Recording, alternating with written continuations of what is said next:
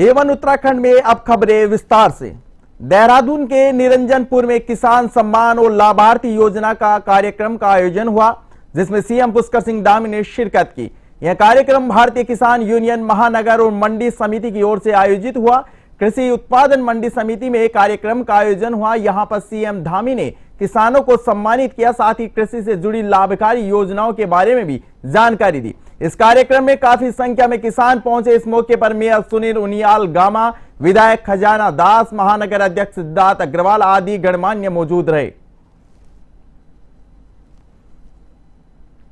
ऐसा भारत जो आज पूरी दुनिया को दिशा देने का काम कर रहा है, पूरी दुनिया का नेतृत्व करने का काम कर रहा है, जिसमें नया विज्ञान है, नया अनुसंधान है, नया कौशल है और नया इनोवेशन है और कल के नए भारत का तेजी से निर्माण हो रहा है। भारत तेजी से आज दुनिया का नेतृत्व करने वाला भारत मोदी जी के नेतृत्व बन रहा है और सबका साथ, सबका विकास, सबका विश्वास और सबका प्रयास, ये माननीय प्रधानमंत्री जी का मूल मंत्र है। उसके आधार पर देश को आगे बढ़ाने का काम हो रहा है। माननीय प्रधानमंत्री जी ने कृषि में तमाम सारे अनुसंधानों को जोड़कर जय जवान, जय किसान, जय विज्ञान अटल बिहारी वाजपेयी जी ने जोड़ा था और उसमें उन्होंने जय अनुसंधान जोड़कर हमारे लिए एक और नया मार्ग प्रशस्त किया है। भाइयों बहनों, इस दिशा में आप तेजी से विचार सहित इसकी प्रधानता को और मजबूती से आगे बढ़ाया जा रहा है। मुख्यमंत्री पुष्कर सिंह धामी के निर्देश पर जनपद प्रभारी और ग्राम विकास मंत्री गणेश जोशी ने काशीपुर पहुंचकर आपदा प्रभावित क्षेत्र का दौरा किया और जनता की समस्याएं सुनी। उन्होंने बाढ़ से सर्वाधिक प्रभावित क्षेत्र हेमपुर इस्माइल पहुंचकर बाढ़ प्रभावित क्षेत्र का गहनता से निरीक्षण किया और स्थानीय जनता से बात करते हुए विस्तार से समस्याएं सुनी। उन्होंने राधे हरि राजकीय स्नातकोत्तर महाविद्यालय में बनाए गए आपदा राहत कैंप पहुंचकर बाढ़ प्रभावितों से मिले और प्रभावितों से राहत कैंप में भोजन, पानी आदि आधारभूत सुविधाओं के बारे में जानकारी ली। सभी प्रभावितों ने जिला प्रशासन द्वारा किए गए कार्यों की सराहना करते हुए जल भराव से स्थायी निजात हेतु कार्य की मांग की। उन्होंने राहत शिविर में 42 परिवारों को 5-5 हजार रुपए के आय हेतु धनराशि के चेक प्रभावितों को दिए।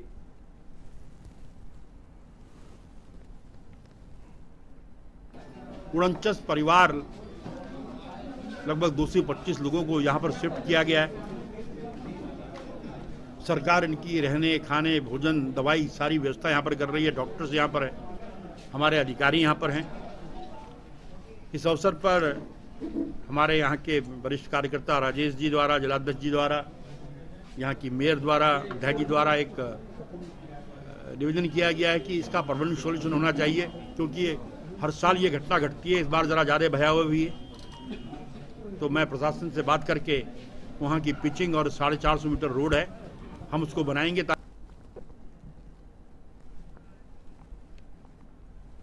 उत्तराखंड में अग्निपथ योजना पर सियासी संग्राम छिड़ गया है। कांग्रेस के पूर्व प्रदेश अध्यक्ष गणेश गोदियाल ने प्रेस वार्ता कर केंद्र सरकार पर जमकर निशाना साधा। गोदियाल ने भाजपा को चैलेंज किया है कि यदि अग्निपथ योजना इतनी ही युवाओं के हित में है तो भाजपा इसके फायदे गिनाए। उन्होंने कहा कि कांग्रेस इस योजना के नुकसान गिनाने के लिए पद यात्राएं निकालेगी, घर घर जाकर लोगों को इसके नुकसान गिनाएगी। दिल्ली में हुई हाईकमान की बैठक में कांग्रेस के पूर्व राष्ट्रीय अध्यक्ष राहुल गांधी ने कांग्रेस की सरकार बनने पर अग्निपथ योजना को वापस लेने की बात कही। वहीं भाजपा ने कांग्रेस के इन आरोपों का पलटवार किया है। बीजेपी प्रदेश मीडिया प्रभारी मनवीर ने कहा कि कांग्रेस के नेता हताश हो रहे हैं।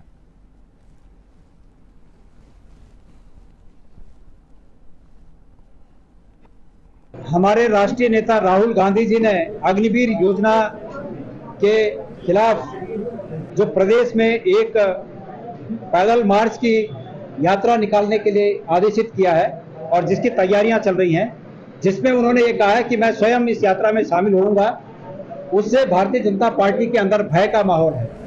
भारतीय जनता पार्टी बुरी तरह भयभीत है और इसलिए परसों प्रेस वार्ता करके उन्होंने ये कहा कि कांग्रेस के नेता युवाओं को बरगलाने का काम कर रहे हैं। देखिए, आज़ादी के बाद 60-70 साल कांग्रेस का राज इस देश में रहा है और इस कालखंड में देश को आगे बढ़ाने की दिशा में कांग्रेस ने क्या काम किया। उन्होंने हमेशा देश को लूटने और खसोड़ने का काम किया और देश को अवनति की ओर ले जाने का काम किया। पहली बार आज़ादी के बाद हमारे यशस्वी प्रधानमंत्री माननीय नरेंद्र भाई मोदी जी देश को विश्व शक्ति के रूप में स्थापित करने के लिए काम कर रहे हैं। देश ने विश्व में एक नया कीर्तिमान स्थापित किया है, उस दिशा में काम किया जा रहा है। उत्तराखंड दौरे पर आई कांग्रेस की राष्ट्रीय प्रवक्ता सुप्रिया श्रीनेत ने अग्निवीर योजना को लेकर केंद्र सरकार पर हमला बोला। उन्होंने कांग्रेस प्रदेश मुख्यालय देहरादून में कहा कि केंद्र सरकार ने इस योजना के नाम पर युवाओं को छलने का काम किया है। उत्तराखंड में कांग्रेस जल्द ही पदयात्रा निकालने जा रही है। कांग्रेस आलाकमान ने प्रदेश के वरिष्ठ नेताओं के साथ बैठक कर उनको यात्रा निकालने के दिशा निर्देश दिए हैं।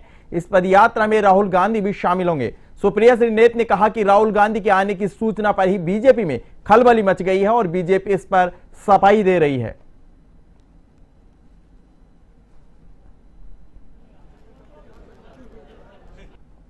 मुझे ऐसा लगता है कि भाजपा ने अग्निवीर के माध्यम से जो युवाओं के साथ खिलवाड़ किया है, जो भद्दा मजाक किया है, 23 साल की उम्र में आपके घर का कोई लड़का बेरोजगार होकर सड़कों पर आ जाए, ये भद्दा मजाक भारतीय जनता पार्टी ने किया है। इसका जवाब तो लोग देंगे, लेकिन राहुल गांधी जी के आने की आहट मात्र से भाजपा इतनी आतंकित हो गई कि उसको प्रेस कॉन्फ्रेंस करनी पड़ रही है अग्निवीर पर, और ऐसे ऐसे लोगों को बिठाना पड़ रहा है जिनका कोई अभी तक पार्टी से लेना देना ही नहीं है।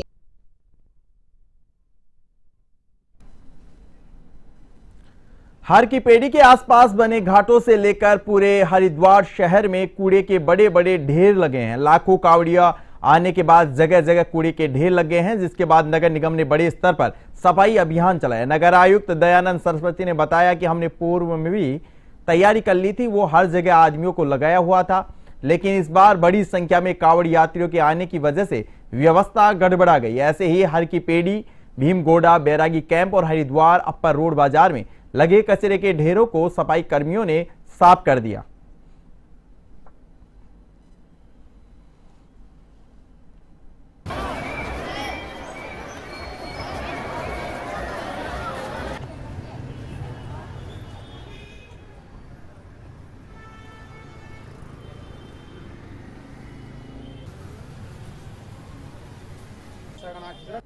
हमारे क्योंकि ऑलरेडी हमारे पास एक संस्था है जो MRF हरिद्वार नगर निगम का रन कर रही है, तो वो एक रिसाइकलर भी है प्लास्टिक के, तो उनको हम लोगों ने इंक्लूड किया और कल उनको भी अपनी टीम में सम्मिलित करते हुए सारा प्लास्टिक हमने उनको दिया जिससे कि प्लास्टिक की रिसाइकलिंग हो सके। किस किस तरह का कूड़ा है उसमें? जो देखिए उसमें करीब 50% जो था वेट वेस्ट है, उसके अलावा बाकी सारा ड्राई वेस्ट था। ड्राई वेस्ट में मेनली बेसिकली प्लास्टिक काफ़ी था। काफ़ी हम लोगों ने ड्यूरिंग कावड़ करीबन 4-5 लाख रुपए के हम लोगों ने चलान भी किए, लेकिन भीड़ ज़्यादा होने के कारण काफ़ी भीड़ था और घाटों में जाना भी हमारी टीम के लिए मुश्किल हो रहा था।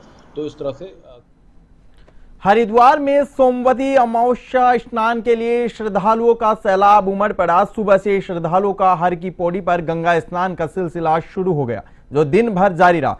सोमवती अमावस्या के साथ हरियाली अमावस्या का दुर्लभ संयोग भी लोगों के लिए खास बन गया। शास्त्रों के अनुसार हरियाली अमावस्या के दिन किसान खेती में उपयोग होने वाले उपकरणों की पूजा कर भगवान से अच्छी फसल होने की कामना करते हैं। सोमवती अमावस्या के दिन शिव मंदिरों और घरों में पार्थिव शिवलिंग की पूजा अर्चना और मंदिरों में जलाभिषेक, रुद्राभिषेक करने से शिव प्रसन्न होते हैं। वहीं सोमवती अमावस्या स्नान को लेकर प्रशासन ने भी सुरक्षा के पुख्ता बंदोबस्त किए। पूरे मेला क्षेत्र को 11 सुपर जोन, 22 जोन और 93 सेक्टर में बांटा गया। संपूर्ण मेला क्षेत्र में 333 CCTV कैमरों से निगरानी के साथ पूरे मेले क्षेत्र में पुलिस अधीक्षक, सहायक पुलिस अधीक्षक, 10 अपर पुलिस अधीक्षक और 32 पुलिस उपाधीक्षक सहित 242 पुलिस उप निरीक्षक और 1150 हेड कांस्टेबल और कांस्टेबल PSC की 11 कंपनी, CPMF की 7 कंपनी सहित रिक्रूट आरक्षी से 1360 जवानों की तैनाती की गई है।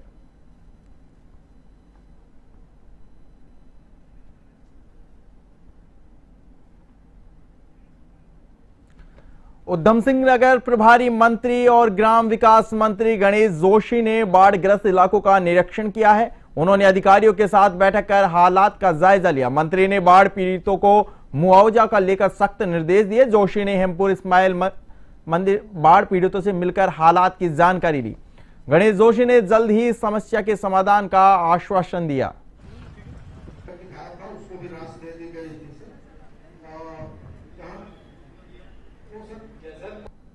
सरकार जनता के प्रति कितनी जवाबदेह है, कितनी संवेदनशील है। अभी 49 परिवारों को हमने जो हमपुर इस्माइल के हैं डिग्री कॉलेज में शिफ्ट किया है, जिनकी संख्या 225 है। इसी प्रकार परवीन नदी से लगे आबादी क्षेत्र के 7 परिवार जो खटीमा के हैं, उनको निर्मा इंटर कॉलेज के बाद एक चर्च में शिफ्ट किया गया है। और हरिद्वार से गंगाजल लेकर लौट रहे कांवड़ियों के साथ रामपुर में स्थानीय युवाओं से विवाद के मामले में पुलिस ने 5 लोगों को गिरफ्तार किया है, जिन्हें कोर्ट में पेश कर न्यायिक अभिरक्षा में जेल भेज दिया गया। गौरतलब है कि रामपुर में बीती 14 जुलाई की रात हुए उपद्रव में शामिल भीड़ को नामजद मुख्य आरोपी ने भड़काया, जिससे भीड़ उग्र हुई, जिसमें 3 कांवड़िए चोटिल हुए थे। जबकि घटनाक्रम में शामिल अन्य लोगों को भी चिन्हित किया जा रहा है, जिन्हें जल्द गिरफ्तार कर लिया जाएगा।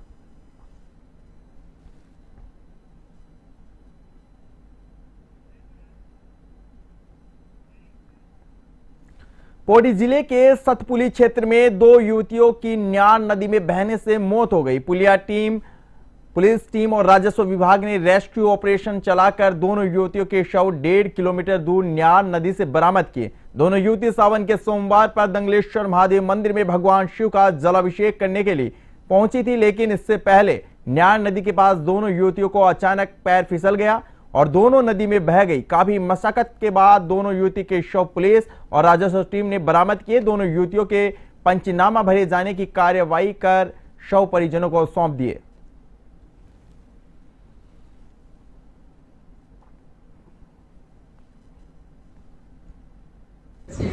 सतपुली के क्षेत्रांतर्गत सतपुली विभाग का रोड स्थित दंगलेश्वर मंदिर में 2 मोटरसाइकिल की 2 युवतियाँ जो है वो जल चढ़ाने के लिए गई थी, किंतु स्नान करते वक्त उनका पैर फिसलने से वो न्यार नदी में बह गई। लगभग 1-1.5 किलोमीटर आगे हमारी जो सर्च टीम थी, जिसमें राजस्व की टीम, पुलिस प्रशासन तथा जो स्थानीय लोग थे, स्थानीय तैराक थे, उनके द्वारा सबों को बाहर निकाल लिया गया है। कोटद्वार में मालन नदी पर बने पुल के टूटने के बाद सरकारी मशीनरी पर सवाल खड़े हो गए हैं। अभी तक करोड़ों की लागत वाले पुल टूटने के लिए कांग्रेस ही सरकारी मशीनरी और सरकार को जिम्मेदार ठहरा रही थी, लेकिन अब भाजपा ने भी इस पर सवाल उठाए। गढ़वाल सांसद तीर्थ सिंह रावत ने मालन पुल के टूटने के बाद इस पर कहा कि शराब पर यह पुल टूट सकता है तो क्यों नहीं अधिकारियों ने इसका संज्ञान लिया।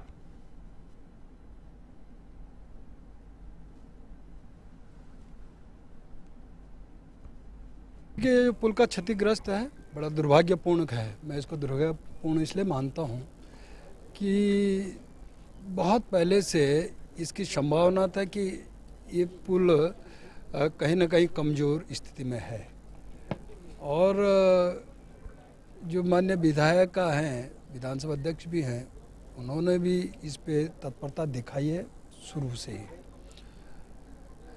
लेकिन उसके बाद भी क्यों नहीं इस पे ध्यान दिया गया, तो इसका मैं दिनेशपुर नगर पंचायत सभागार में बंगाली महासभा उत्तराखंड की ओर से पत्रकार वार्ता रखी गई। कोलकाता विश्वविद्यालय के पूर्व डिप्टी रजिस्ट्रार नीतीश विश्वास ने केंद्र सरकार से शीघ्र ही देश में सीए बिल को लागू करने की मांग की है।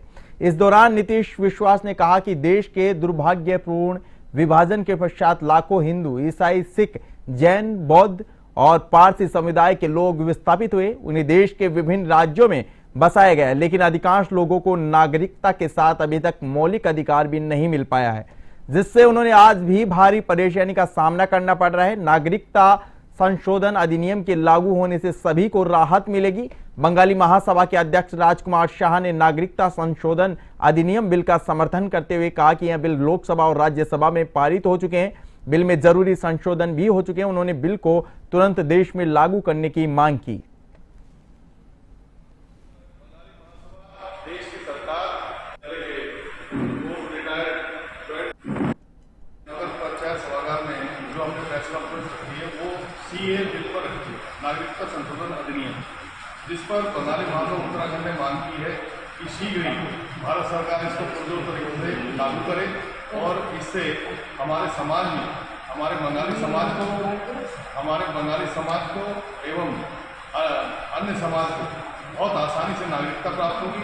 मेरा बात ऐसा है सिटीजनशिप के लिए the citizenship of the Bengali refugee coming from east Pakistan and Bangladesh they should get उनको। उत्तराखंड के ऐतिहासिक पर्व हरेला के पूर्व दिवस पर उत्तराखंड की संस्कृति संवर्धन को समर्पित संस्था अपनी धरोहर द्वारा विभिन्न क्षेत्रों में विशेष कार्य करने वाले विभूतियों को सम्मानित किया गया। तहसील परिसर में वृक्षारोपण कार्यक्रम आयोजित किया गया। नगर पंचायत सभागार में आयोजित सम्मान समारोह की मुख्य अतिथि महिला आयोग उपाध्यक्ष ज्योति साहा मिश्रा ने विभिन्न क्षेत्रों में उत्कृष्ट कार्य करने वालों का आभार जताया। पूर्व विधायक महेश नेगी ने सम्मानित विभूतियों से प्रेरणा लेकर समाज हित में कार्य करने की अपील की। साहित्य, संस्कृति, लोक गायकी, कृषि, पर्यावरण, काष्ठ शिल्प आदि विभिन्न क्षेत्रों में विशेष योगदान देने वाली स्थानीय विभूतियों को शाल और स्मृति चिन्ह देकर सम्मानित किया गया।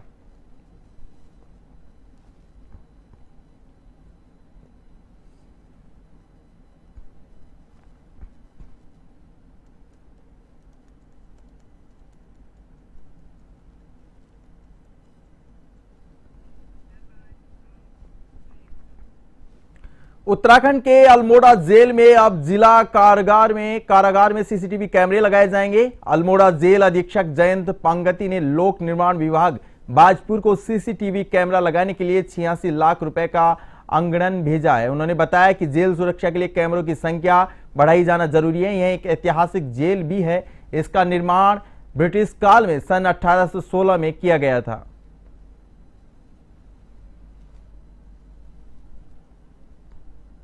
जिला कारागार अल्मोड़ा में भविष्य में सीसीटीवी कैमरा स्थापित करने जाने के लिए कार्यदायी संस्था नामित कर दी गई है। लोक निर्माण विभाग बाजपुर जिला उधम सिंह नगर को इसमें नामित किया गया है और ये करीब 86 लाख का एक प्रोजेक्ट लागत बताई गई है इसकी।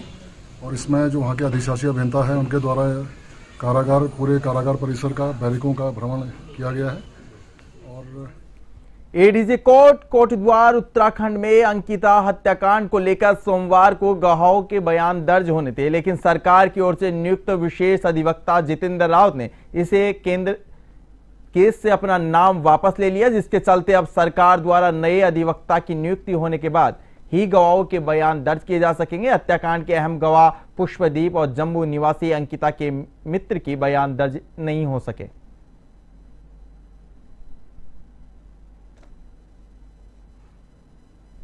जो फैमिली के मतलब उन्होंने कुछ एलिगेशंस लगाए थे उन पे कि वो सही ढंग से काम नहीं कर रहे हैं, तो बस उसी के मतलब बिहाफ पे अभी तक गवाही नहीं हो पाई। आज समन मेरे पास आ गया था, समन के अकॉर्डिंग मैं आ गया था यहाँ पे, तो अंदर जाके उन्होंने बोला कि आज आपकी गवाही नहीं होगी जब तक फाइनली डिसाइड नहीं हो जाता कि प्रोसिक्यूटिंग कौन रहेंगे।